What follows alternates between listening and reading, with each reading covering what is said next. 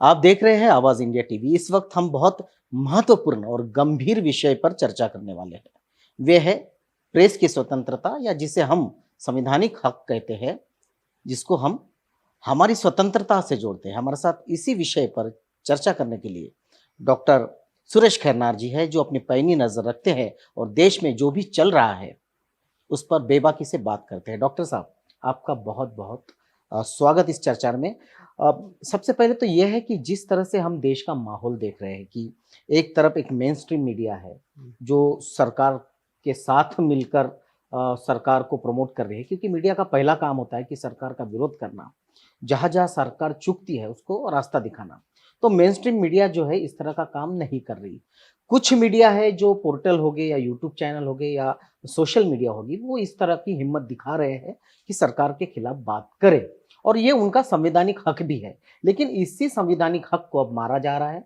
जैसे हमने देखा 2 दिन पूर्व, बहुत ही महत्वपूर्ण, जिसे हम लोग पत्रकार कहते हैं, जो देश के लिए काम कर रहे हैं, संविधान बचाने की, लोकतंत्र बचाने के लिए, और आम आवाम की बात करते हैं। उनको सुबह 6 बजे पुलिस जाती है, दिल्ली पुलिस उनको अरेस्ट करती है, उनको ले जाती है, मानो जैसे कोई बहुत बड़े वो क्रिमिनल हो। आप क्या कहेंगे? सबसे पहले तो मेरी आपत्ति मेन स्ट्रीम मीडिया शब्द को है जी। मैं इसको मेन स्ट्रीम मीडिया नहीं मानता। जो कभी रशिया में प्रावदा नाम का था, चाइना में भी था, इस ढंग का ये दो जहाँ पर जनतंत्र नाम के लिए है, ऐसे मुल्कों का मीडिया आज भारत का मीडिया हो चुका है। उसको अभी मैं आज से मेन स्ट्रीम मीडिया बोलना बंद कर रहा हूँ, क्योंकि कल की घटना के बाद से मेन स्ट्रीम मीडिया का सो कॉल्ड जो कवरेज है वो देखते हुए ये टोटल सरकारी मीडिया बन चुका है। तो इस कारण इसको अब मेन स्ट्रीम शब्द आज से यूज करना मेरे तो हिसाब से खत्म। दूसरा, मैं एक आपातकाल का खुद विक्टिम रह चुका हूँ। उस समय मैं 23 साल का था। 25 जून 1975 को आपातकाल लगी थी, सेंसरशिप की घोषणा हुई थी विधिवत, राष्ट्रपति के सिग्नेचर लेकर, मंत्रिमंडल से इजाजत लेकर। लाल कृष्ण आडवाणी जो इस देश के उप प्रधानमंत्री रहे और आज के वर्तमान सरकार के वो विश्व पितामह है, आर्किटेक्ट है। उन्हीं की राम जन्मभूमि रथ यात्राओं के बदौलत आज ये मुकाम हासिल किया है। उन्होंने शेखर गुप्ता, जो आप ही के पेशे से है, इंडियन एक्सप्रेस के उस समय संपादक थे, वॉक विद टॉक नाम का उनका कार्यक्रम एनडीटीवी में आता था। 40 साल हुए थे 2015 के 25 जून को। तो उस उपलक्ष्य में शेखर गुप्ता जी ने आडवाणी जी का वॉक विद टॉक कार्यक्रम, और मैं गलत नहीं तो शायद राष्ट्रपति भवन के सामने वाला जो राजपथ है, ऐसे ही कुछ हिस्से में चलते हुए वो लिया है। और उसमें आडवाणी जी ने मई 2014 में इस गवर्नमेंट ने पद ग्रहण किया है, और ये जून 2015 की बात है, यानी हार्डली 14-15 महीने के भीतर की बात को आडवाणी जी ने शेखर गुप्ता को आपके जैसा ही टोका। शेखर गुप्ता ने कहा कि आज 40 साल हो रहे आपातकाल की घोषणा को, आपकी क्या राय? तो आडवाणी जी ने कहा स्पॉन्टेनियसली कि शेखर, वो तो घोषित आपातकाल था भाई, लेकिन गत 15-14 महीने से जो हम समय देख रहे हैं, जो कि वो उस सरकार के सलाहकार भी है जी, और मैं गलत नहीं तो अभी भी वो सलाहकार बोर्ड में है, मुरली मनोहर जोशी, वो दोनों, उन्होंने शब्द इस्तेमाल किया, आज हम अघोषित आपातकाल में जी रहे। ये मैं उस सरकार को 1 साल होने के समय, आज उसको 9 साल के ऊपर हो गए, 9.5 साल हो गए हैं। आने वाले 2024 में इनको चुनाव भी फेस करना है।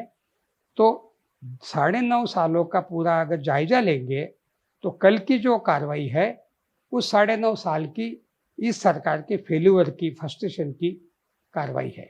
क्योंकि कल उनके साथ पूछे गए सवालों के जो आज तफसील आए हैं इंडियन एक्सप्रेस में और दुनिया भर के अलग अलग इसमें भी सवाल पूछा गया, आपने किसान आंदोलन को कवरेज किया क्या? सवाल पूछा गया, आपने शाहीन बाग और एनआरसी की मूवमेंट के कवरेज आपने किया क्या? सवाल पूछा गया, जेएनयू के उसके शुरुआती वाले जिसमें से कन्हैया कुमार का जन्म हुआ, उस आंदोलन के बारे में तुमने कवरेज किया क्या?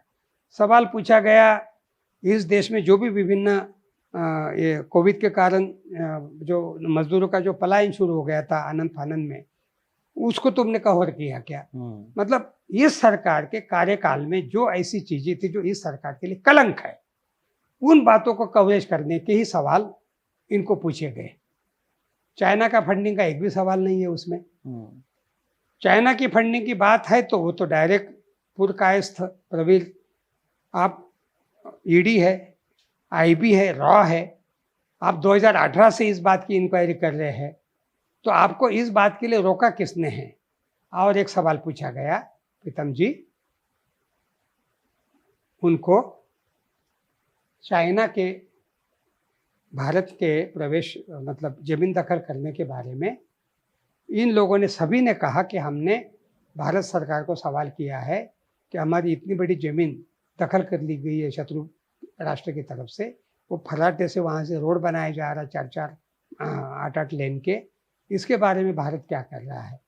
और दूसरा, गौतम अदानी जो वर्तमान सरकार के शायद या उनकी दुखती रग भी है, गौतम अदानी, गौतम बुद्ध आपके हमारे अपने पीछे ही है और पीछे भी उनके अवशेष है। उस गौतम अदानी नाम का शायद इस सरकार को इतना फोबिया हो गया, जो कभी अटक में मराठे जब गए थे अटक के पार, तो उनको संताजी धनाजी ये शब्द बोलने से बोलते वहाँ के घोड़े भी पानी पीने से डर जाते थे। इस ढंग की कहावत सुनते रहता हूँ। अदानी के बारे में वर्तमान सरकार का सेम मामला है। अदानी नाम निकला तो किसी की लोकसभा की सदस्यता चली जाती, अदानी नाम निकला तो किसी का पोर्टल बैन करके उसके ऊपर रेट डाल के उनके साथ काम करने वाले और उनसे दूर भी 50 से ऊपर लोगों के वहाँ तथाकथित छापेमारी की कार्रवाई हुई है। उसमें अभिषेक शर्मा का जो आज इंटरव्यू आया है ताज़ा, अभिषेक शर्मा ने उनको अपने घर में घुसने से लेके स्पेशल सेल लोधी स्टेट से वापस आने तक का पूरा विवरण जो दिया है, वो देखने के बाद लगता है कि वर्तमान सरकार कितनी नादान सरकार है, जो इस ढंग की बातों को लेके जो 25 जून 2023 को छाती पीट पीट के अभिव्यक्ति आज़ादी के बाकायदा पाखंड किया गया है। प्रधानमंत्री से लेके उनके जो भी रहे बीजेपी के और दुनिया भर के सत्ताधारी दल के आपातकाल और दुनिया भर के लफाजी करते रहे जनतंत्र, और आज पिछले 9.5 सालों से वो क्या कर रहे हैं, और ये जो कल की कृति है ये तो उसके ऊपर का एक ऐसा प्रकट प्रहार है बिल्कुल कि जो, और उसमें सबसे ज़्यादा पीड़ा की बात, सरकार तो जालिम है, वो गलती कर रही है, लेकिन जो मीडिया का और जो हमारे पत्रकार संघ जो है उनका जो काम होना चाहिए था, एक तथाकथित श्रमिक पत्रकार संघ के अध्यक्ष का मेरे पास में कल खत आया है। वो अपने लेटर पैड से लिख रहा है कि प्रबलपुर कायस्थ के ऊपर जरूर कार्रवाई करो, लेकिन बाकी के पत्रकारों को छोड़ दो। ये कोई पत्रकार के धर्म का पालन कर रहे हैं? पत्रकार को पूरे विश्व भर में उसका प्रिविलेज है। जिन्होंने वाटरगेट जैसा प्रकरण को अमेरिका में एक्सपोज करके वहाँ के राष्ट्रपति को, निक्सन को इस्तीफा देने के लिए कंपेल किया है, इसी महाराष्ट्र में अरुण शौरी ने बैरिस्टर अब्दुल रहमान अंतुले का सीमेंट घोटाला और प्रतिभा ट्रस्ट वगैरह की बातों को एक्सपोज किया, तो उनको मुख्यमंत्री पद से इस्तीफा देना पड़ा है। पत्रकारों के इस देश में और दुनिया भर में करने वाले इन्वेस्टिगेशन के कामों के कारण बहुत सारी बड़ी बड़ी ऐतिहासिक घटनाएं हुई है, और इसीलिए तो पत्रकारिता का, लोकमान्य तिलक भी पत्रकार थे, महात्मा गांधी जिनका कल परसों ही 154वां जन्मदिवस मनाया गया, वो भी पत्रकार थे। डॉक्टर बाबा साहब आम्बेडकर हमारे घटना के शिल्पकार, वो भी पत्रकार थे। बहिष्कृत भारत से लेके उन्होंने अपने कई अखबार चलाने की कोशिश की है। तो इस देश के नामी गिरामी, हमारे देश के जो, इस देश के जिनको हम नेशन ऑफ बिल्डर्स बोलते हैं, वो खुद पत्रकार रहे हैं, और उन्होंने अंग्रेजी सल्तनत के समय अपने पत्रकारिता का धर्म का पालन किया है। 6-6, 8-8 साल की जेलें उन्होंने भुगती है। ये इस देश की परंपरा रही है। अडवाणी जी भी खुद पत्रकार रहे हैं भाई। पांचजन्य ऑर्गेनाइजर और उनके दुनिया भर के जो मुखपत्र है, उनमें से उनके जीवन की शुरुआत हुई है। वो खुद पहली बार जब मिनिस्टर बने थे जनता पार्टी की सरकार में, तो वो पत्रकार वाली ही मिनिस्ट्री उनको दी गई थी, सूचना और प्रसारण मंत्रालय। तो ये इस देश की परंपरा रहती है। और अडवाणी जी तो बाकायदा, इनके तो एक तरह से बचाने वाले या इनको पुनर्जीवन, राजनीतिक पुनर्जीवन देने वाले एक ऐसे आदमी है, अन्यथा नरेंद्र मोदी नाम लोग भूल गए होते। बिल्कुल। वो आडवाणी जी जब इसको अघोषित आपातकाल बोल रहे, उसी को मैं खाली रिपीट करके बता रहा हूँ।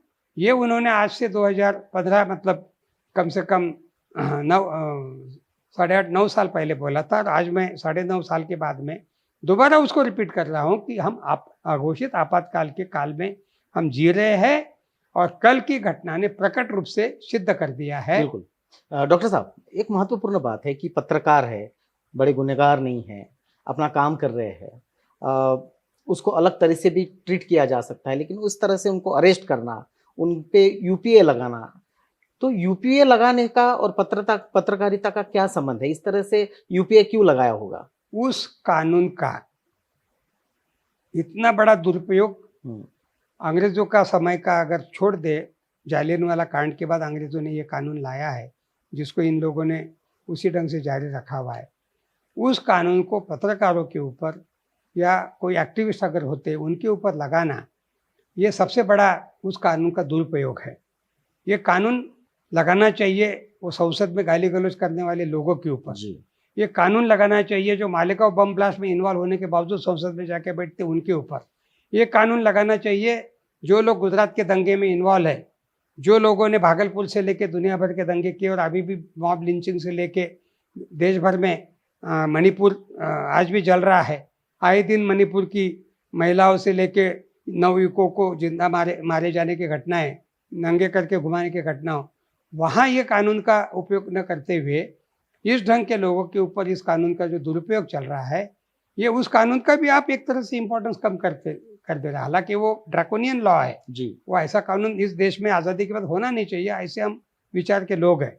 लेकिन उस कानून के आड़ में हर्षमंदर से लेके वर्तमान पत्रकारों को, जो हर्षमंदर इस देश के दंगा और सांप्रदायिकता के खिलाफ में आईएएस की नौकरी, आईपीएस की नौकरी छोड़कर वो कलेक्टर थे बिलासपुर के, और इस्तीफा देकर उन्होंने एक्टिविस्ट का काम शुरू किया है। और ये भी सभी पत्रकार, जो पत्रकार में तथाकथित आज जो हम सरकारी मीडिया जिसको मैं बोलूँगा, उसमें ये लोग बहुत अच्छे कोई संपादक था, कोई बहुत अच्छी जिम्मेदारी निभा रहा था, आविष्कार से लेके भाषा से लेके सब मेरे अपने परिचित मित्र है। भाषा और मैं तो 2-3 बार कई कार्यक्रमों में हम साथ में रहे। उर्मिलेश से लेके सब लोग, उर्मिलेश तो राज्यसभा टीवी का संपादक रहा है। तो ये सब लोग ऐसे जिम्मेदार पदों पे रहे हैं, और इन्होंने लोधी स्टेट में स्पेशल सेल के सवाल जवाब का जो विवरण आज दिया है, वो पढ़ के तो मुझे हैरानी हो रही कि वर्तमान सरकार की असली आपत्ति क्या है भाई। तो वर्तमान सरकार की असली आपत्ति उन सरकार की गलतियों को इन लोगों ने जब सवाल खड़े किए, या उनके ऊपर इन्होंने इन्वेस्टिगेटिव जर्नलिज्म का काम किया, जेएनयू जाकर काम किया। इसके पहले और पीछे जाता हूँ, अपने नागपुर से ही है प्रसून वाजपेयी, लोकमत से समाचार से उसकी शुरुआत हुई है। उसको निकालने के लिए बाकायदा उस न्यूज़ चैनल के ऊपर प्रेशर डाला है। पहले तो कोशिश किया कि वो मोदी जी का नाम नहीं ले, किसी और मिनिस्टर का नाम ले, वो नहीं माना। और आज उसका अभी ताज़ा मैं टीवी देख रहा हूँ, दोनों संसदों के बीच में खड़े रह के वो बता रहा है 50 लाख करोड़ रुपए का घोटाले की वो बात कर रहा है, और इसके लिए संसद में एक सवाल नहीं पूछा जाता, ये बात वो कर रहा है। ये बातें वर्तमान सरकार को चुभ रही है। बिल्कुल डॉक्टर साहब, सबसे महत्वपूर्ण बात है कि इस केस में ये कहा जा गया है कि न्यूज़ क्लिक हो या तमाम ये जो पत्रकार हैं, इनको फंडिंग आ रहा है चाइना से, और ये फंडिंग वहाँ से लेना ये राष्ट्र विरोधी है। अब एक बात का सवाल उठता है कि सब कुछ चाइना से तो आ रहा है, जितने भी हमारे पास आज गैजेट्स है, सारे यंत्र है, सारा चीज चाइना से आ रहा है। यहाँ तक ये कहा जा रहा है कि ये जो भारत मंडपम बनाया गया प्रगति मैदान की जगह पे, उसमें भी इन्वोलेशन चाइना के कंपनी का है, और ये सारा जो मसला है चाइना से, मेडिसिन से लेके सारी चीजें चाइना से आती है। इतना ही नहीं तो इन्वेस्टमेंट भी कुछ कंपनियों को चाइना से आ रहा है, उस पर बात न करते हुए इस तरह की फंडिंग पे बात करना। गौतम अदानी जो आज भारत का नंबर 1 का उद्योगपति बन चुका है, जिसके प्राइवेट जेट में बैठ के इस आदमी ने 2013 के चुनाव में 500 से ऊपर सभाएं करने का रिकॉर्ड किया हुआ है, और वो विमान नहीं है, वो एक तरह का उड़ता हुआ घर है, आलीशान 5 स्टार स्टैंडर्ड का। उस गौतम अदानी के उद्योगों को और चाइना का क्या संबंध है? ये इसके बारे में इन्वेस्टिगेशन करना छोड़कर इतने मामूली सी फालतू बातों के ऊपर, और मुझे तो बिल्कुल वो झूठी लग रहा है, उसको खाली ईडी का काम ही क्या है, फिर रॉ का काम क्या है, सीबीआई आईबी का काम क्या है? 2018 से अगर ये आरोप उसके ऊपर चल रहा है तो आप सो रहे हो क्या? ये तो उसको कब से उसको नकल कस देनी चाहिए थी अगर ऐसा कुछ हुआ है तो। क्योंकि अभी एफडीआई का जो कानून बना हुआ है, फॉरेन इन्वेस्टमेंट का और हर तरह का बातों का, हमारे एनजीओस का, अरे इन्होंने सत्ता में आने के बाद ही तो 43,000 एनजीओस को डिस्क्वालीफाई करके रख दिया है। तो जब फॉरेन फंडिंग के बारे में इतने चौकस हो गए हैं, तो ये फंडिंग अगर प्रबलपुर कायस्थों को अगर गया है तो मैं तो इस सरकार की खुद की फेल्यूर की बात करूंगा। मैं ये नहीं कह रहा कि नहीं गया होगा, गया होगा। तो आपने जब इतनी दुनिया भर के क्या क्या लगा के रखे हुए हैं और हजारों लाखों एनजीओस को आपने डिस्क्वालीफाई करके रख दिया, उनके सबके फंड बंद करके रख दिया है, तो आपको ये पैसा आपके नाक के नीचे 2018, आज से 5 साल पहले की बात कर रहा हूं मैं तो कहूंगा कि फिर तो ये आपका खुद का गलती का बात है। अगर इतनी सी बात को लेके उनको इतना दुनिया भर का रगड़ने का काम कर रहे हैं, और ये बाकी लोग बेमतलब का जो उठा के जो लोग, जैसा मैं अभी आपसे बात कर रहा हूँ आवाज इंडिया पर, ये बात करना क्या मेरा गुनाह है क्या?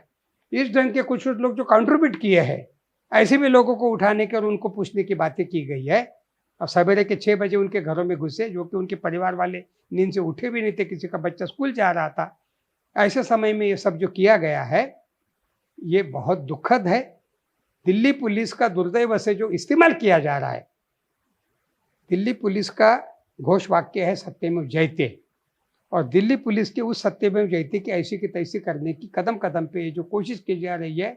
कोरोना काल में जमाते के हेडक्वार्टर के ऊपर निज़ामुद्दीन में रेड डालने से लेके ये सब वही है जी। उस जमात की बात बाद में क्या निकली, और इस चाइना फंडिंग की भी बात कल क्या निकलने वाली है।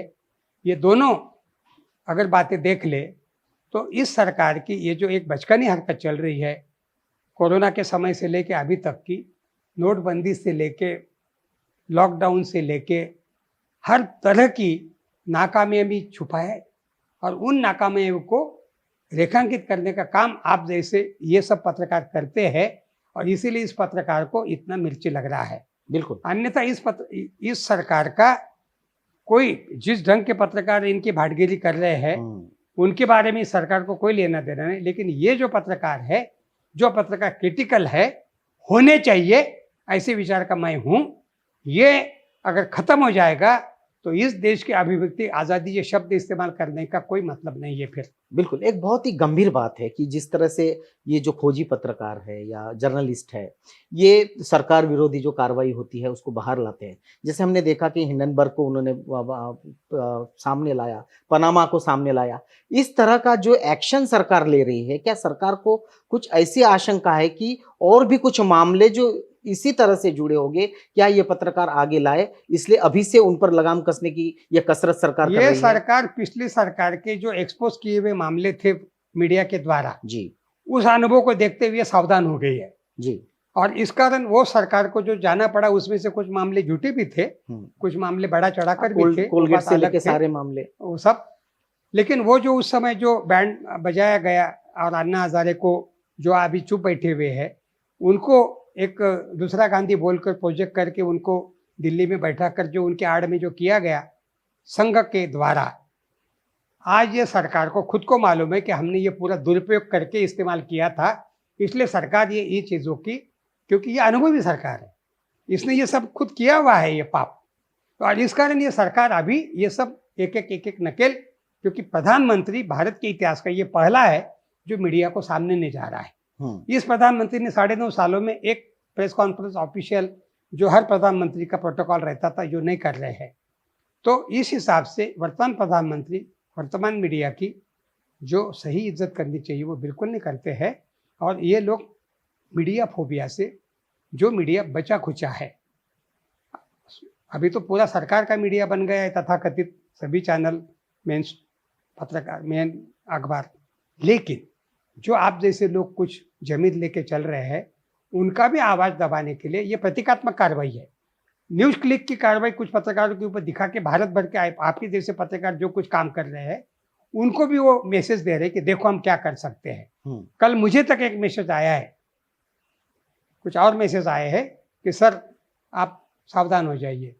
यानी जो विसल ब्लोअर्स है, जो लोग सरकार के बारे में क्रिटिकल बोलते लिखते हैं, उन सबको ये एक तरह से सिग्नल दे रहे हैं कि देखो हम क्या कर सकते हैं। तो मैं भी कहना चाहता हूँ कि देख ले तेरे इसमें कितना दम है। ये सब करने के लिए हम लोग पैदा हुए और करते रहेंगे। बिल्कुल, एक महत्वपूर्ण बात ये भी है कि एक नया गठबंधन जिसे अभी इंडिया कहा जा रहा है और उस इंडिया गठबंधन ने कुछ ऐसे 14 पत्रकारों पर या उनके डिबेट में या उन चैनलों पर या उनके कार्यक्रम में न जाने का फैसला लिया है। क्या इस फैसले से भी सरकार नाराज है इंडिया के? बिल्कुल, इस सरकार के प्रवक्ता और तथाकथित लोगों ने अभिव्यक्ति का तब राग आलापा था जी। अब वो उनके जो ये 14 लोगों को बैन करने वाली कार्रवाई, जिसका मैं खुद समर्थन करता हूँ, क्योंकि ये 14 के 14 लोग भाट है। ये कोई एक इसमें से दूध का धुला नहीं है। उनको पत्रकार बोलना गलत है। वो बीजेपी के प्रवक्ता है, वो संघ परिवार के एक तरह से वर्तमान में एक तरह से ये प्रतिनिधि बन के बैठे हुए हैं। उन्हें मुझे पत्रकार बोलना भी मुझे लगता कि पत्रकार शब्द का अपमान है। तो इसलिए ऐसे लोगों को, और जो जिस ढंग से वो पत्रकारिता करते हैं अपने कब्जे में, जब उनको मिलता है अलग अलग विरोधी दलों के नेताओं को बुलाकर बोलने का, तब मैं देखता हूं कि वो तथाकथित एक्सपर्ट और दुनिया भर के उनके उधर के प्रवक्ता सत्ताधारी दल के सब मिलकर तो वो धज्जियां उड़ाते रहते हैं उनकी। तो मैंने तो कई लोगों को बोला कि आप जाते क्यों हो ऐसे चैनलों के ऊपर, आपने खुद ही बैन कर देना चाहिए। ये तो मैं उनको ये बैन करने के पहले से बोल रहा था। मैंने खुद अर्णव गोस्वामी को किसान आंदोलन के समय मैं कश्मीर में था, उसने कहा कि सर हम आपको कश्मीर से पिकअप करते हैं, मैं अभी नाम लेके बोल रहा हूँ। पहली बार मैंने कहा कि अर्णव माफ़ करो, मैं कश्मीर में आया हूँ, कश्मीर 370 हटाने के बाद में क्या हालात है क्या नहीं देखने के लिए। नहीं सर हम वापस पहुँचा देंगे आपको। मैंने कहा भैया तू जिस ढंग से सरकार का भाट बन चुका है, सर क्या बोल रहे हैं आप लोग तो हमारे गुरु की जगह पे। मैंने कहा हम गुरु घंटा ले तेरे लिए, अभी तेरे चैनल पे आने का कोई मतलब नहीं, माफ़ करो। मैंने कहा ये मेरा अभी नमस्कार तेरे को, मैंने कहा। तो ये मैंने खुद कई चैनलों में जाना, स्टार, जी, आज तक वगैरह के ऑफर्स 9 सालों में आपका चैनल छोड़कर और कुछ और थोड़े बहुत बचे कुचे, मैं किसी भी तथाकथित सरकारी चैनलों के ऊपर मैं नहीं जाता हूँ। ये मेरा खुद का व्यक्तिगत ग्रेसफुल प्रोटेस्ट है। तो इंडिया अगर अलायंस ने अगर ये काम किया है तो मैंने उनकी पीठ थपथपाने का एक पोस्ट भी लिखा हुआ है कि मैं पूरा समर्थन करता हूँ, क्योंकि ये पत्रकार बिरादरी के नाम पे कलंक है। और उसमें संघ परिवार के और बीजेपी के लोगों ने अभिव्यक्ति की आज़ादी का जो राग आलापा था, तो आज इनको सबको काट मार गया है। ये आज क्यों नहीं अभिव्यक्ति की आज़ादी का गला घोटने का काम हो रहा है। इस ढंग से ये जो पोर्टल है इसको सब लोगों को उठा लिया है। और ये सब बहुत काबिल लोग हैं, बहुत अच्छे पत्रकार है, बहुत हिम्मत वाले लोग हैं, इनको मैं सलाम करता हूँ।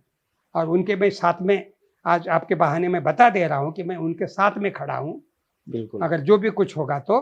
क्योंकि इस ढंग की कार्रवाई करना वर्तमान सरकार अपनी खुद की ताबूत के ऊपर एक एक किल ठोक के ले रही है। इसी मुद्दे पर हम आ रहे हैं कि जिस तरह से भी इस तरह का मीडिया की जो अभिव्यक्ति है उस पर भी बंदिशें शुरू कर दी गई है। ये अघोषित आपातकाल आपने ही कहा, लेकिन ये जो मीडिया का हमारे देश में इस तरह से स्तर नीचे जाना, इस देश का चौथा स्तंभ हम मीडिया को मानते हैं, तो इस चौथे स्तंभ का भविष्य क्या होगा? और इस देश में जो प्रबुद्ध नागरिक है, जो प्रबुद्धता से सोचते हैं, जो समता में स्थित रहकर सोचते हैं, किसी एक विचारधारा की तरफ ज्यादा ना झुककर, क्या इसको वो प्रबुद्ध नागरिक जो हमारे देश को है, ये कैसा सोचेंगे इसके बारे में?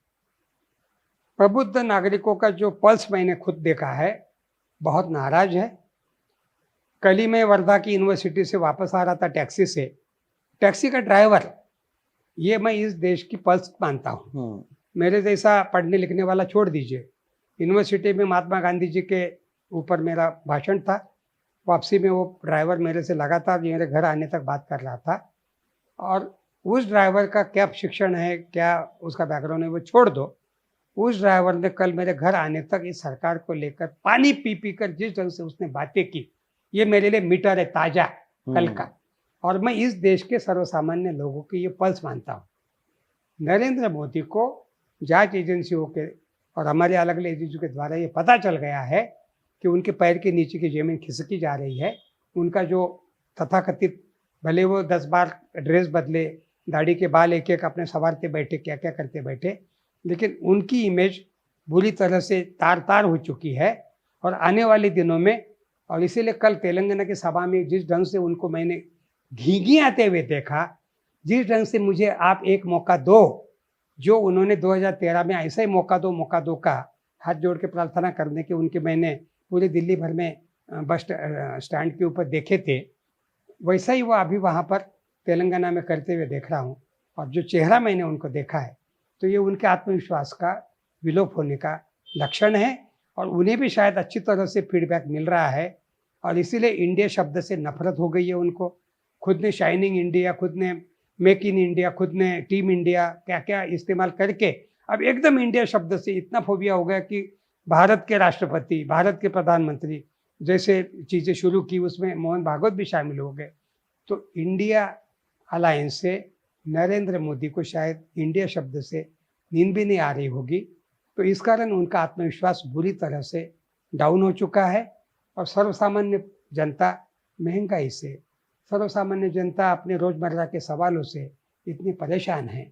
और ये जो मीडिया का हाल करके रख दिया है, जिसको सरकार का भाट बना के रख दिया है, ये जो लोगों का जीवन जीना हराम कर दिया है, ये जो आए दिन पुलिस की और IB, CBI, ED का जो भारत के 75-76 साल के इतिहास में हमारी एजेंसीज का ऐसा गलत इस्तेमाल किसी भी सरकार ने करने का रिकॉर्ड नहीं, जो इन्होंने रिकॉर्ड ब्रेक कर दिया है। वो संजय मिश्रा तो जाने के 17 सितंबर के पहले दिन तक उसने, पहले क्षण तक उसने रिकॉर्ड ब्रेक रेड्स करके रख दी है। तो ये जो है, ये सबको दिख रहा है कि ये अभी रेड डालना, ये लोगों को कोई बहुत बड़ा आपत्तिजनक मामला नहीं लगता। लोगों को लगता कि ये सरकार के आग की किरकिरी बन चुके हैं और इसलिए रेड डाली जा रही है। और वही रेड डाले हुए लोग अभी बीजेपी में शामिल हो गए। छगन भुजबल से लेके, मुशर्रफ से लेके पवार के बारे में एक दिन पहले तक नरेंद्र मोदी खुद 50,000 सिंचन घोटाले की बात बोल रहे थे, और दूसरे दिन वही अजित पवार उप मुख्यमंत्री पद की शपथ ले रहे। अब तो सुन रहा हूँ कि उनको मुख्यमंत्री बना के छोड़ने वाले हैं। तो आपकी पार्टी में भ्रष्टाचार के बारे में, आपकी पार्टी में लोकतंत्र के बारे में, आपकी पार्टी में अभिव्यक्ति आज़ादी के बारे में आपके मायने क्या है, पहले आप ये समझाओ। क्योंकि आप इन सब शब्दों की ऐसी गड़बड़ी कर दी है कि जिसके देश के अच्छे अच्छे लोग गोता खा चुके हैं।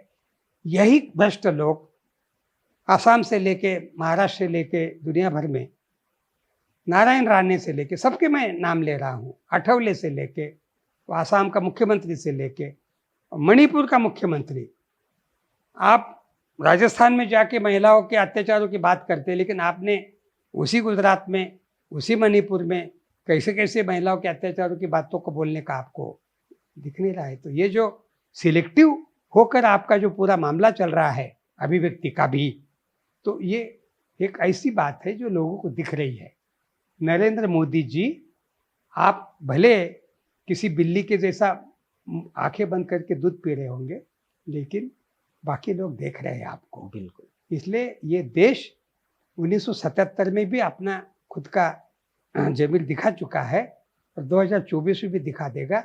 ये मैं आपको आगाह करके आपको सावधान कर रहा हूँ। बिल्कुल, ये देश अपना ज़मीर दिखा देगा। और ये जो प्रबुद्ध नागरिक होने की बात हम कह रहे हैं, प्रबुद्ध नागरिक इस पर सोचेंगे कि देश की स्थिति क्या है। ये जो अभिव्यक्ति पर बंदिशें लाने की कोशिश हो रही है, और तमाम सारी चीज़ें, सारी एजेंसियों का दुरुपयोग कर कर देश के अहित में जो सरकार काम कर रही है उस पर बोलने पर पाबंदी लगा रही है, प्रबुद्ध भारत इसको सोचेगा और आने वाले काल में इसका जरूर जवाब मिलेगा। डॉक्टर साहब, आपने अपना बहुमूल्य वक्त दिया, आपका बहुत बहुत धन्यवाद।